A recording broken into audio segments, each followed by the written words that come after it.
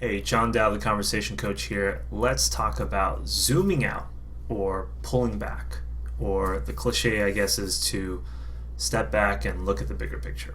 Sometimes when it comes to speaking, we're so focused, we're too zoomed in on the small things. Let's start with something small that everybody notices when they're listening to a recording of their own voice. They probably don't like how they sound, but they also probably notice all the ums and uhs that are in there that they didn't even notice when they were speaking.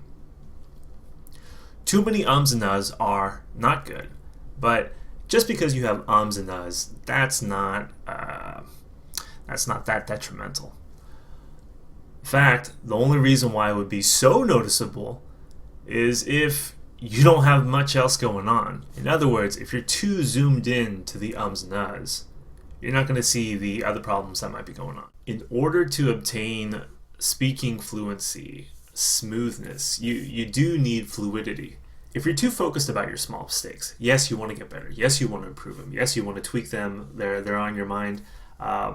If that's all you're focusing on, you're never going to be able to get to the things that really, really matter, because that's all there is to you.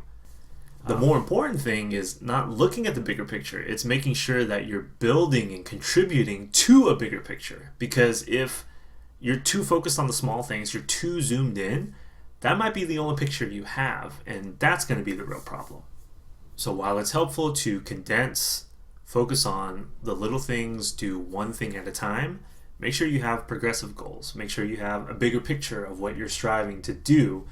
Don't get too caught up in the little things, the ums, the uhs, the stutters, the openings, like the one sentence, the one vocabulary word that you forgot. Try to define for you, whether it's language fluency, whether it's speaking fluency, whether it's public speaking. Try to map out, what does that big picture entail? What does that big picture really look like for you? Questions, comments, let me know. Calm down, let's talk.